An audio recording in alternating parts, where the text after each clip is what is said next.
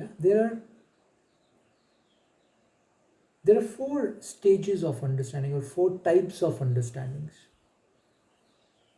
Even if I've talked about it with you earlier, do not worry.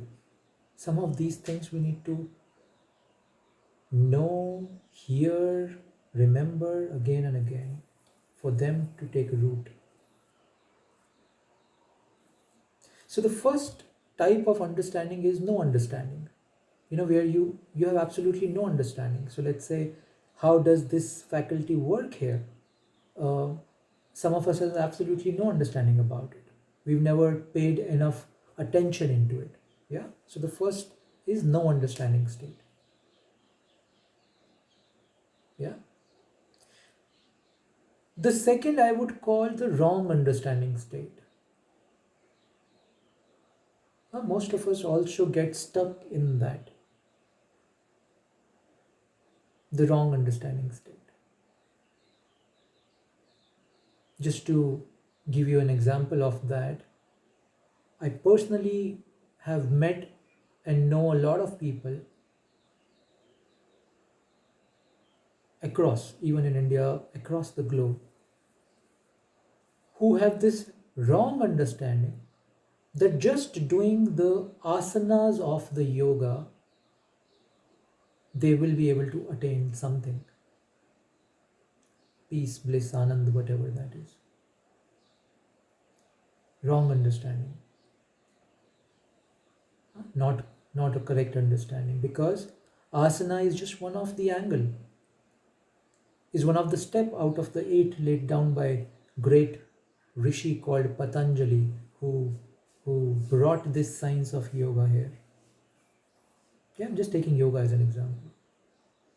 To take an ancient example would be, earlier 3, 4, 500 years ago, large parts of the world, people used to think that earth is flat, period.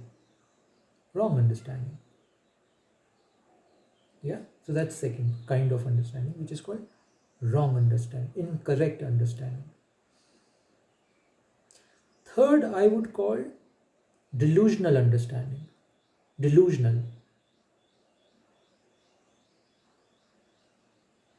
Yeah, so to take an example of that would be, so let's say forming an understanding saying that all the immigrants which come to our countries from poorest places are criminals, or are the ones who get engaged in criminal activities. Delusional. Why delusional? Because for sure 10, 15, 20% of them might be into unlawful activities. 25%, but not all. But our delusional understanding would say it's like blanket ban on them, so to say, or a blanket positioning of them. Delusional. It's like I've just created this delusion in my head that all of these guys are messed up. Yeah.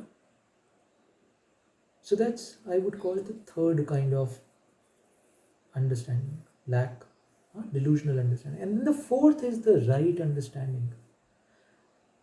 That understanding which has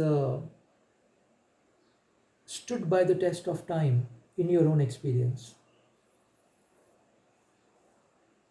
That understanding which has been verified by the wise ones, which in the East we call the masters, the gurus, the rishis, the sages.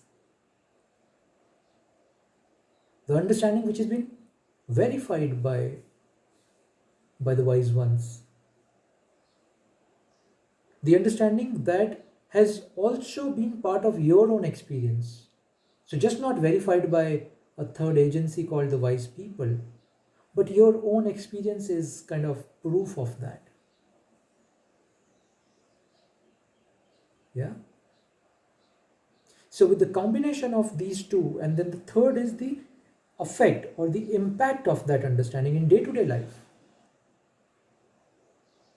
If the understanding is just here, it is not manifesting itself out into your day to day actions, into your behavior, into your attitudes, into your moods,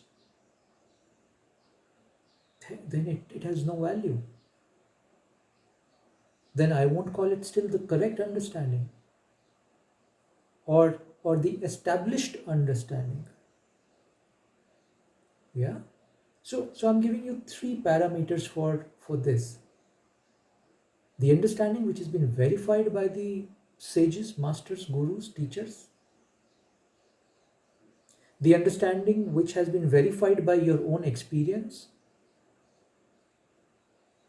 And the understanding which has a manifested proof of its rightness or goodness or whatever. Yeah.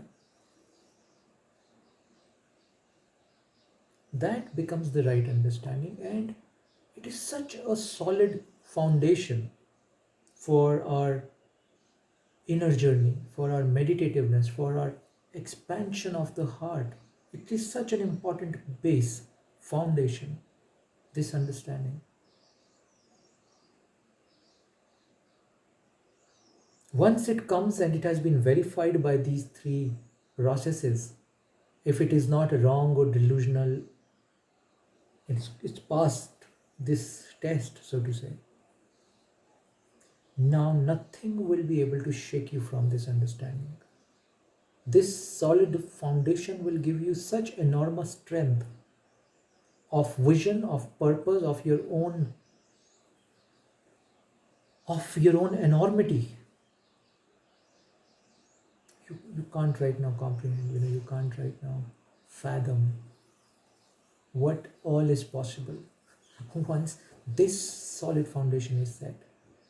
What all can be done, possible, achievable.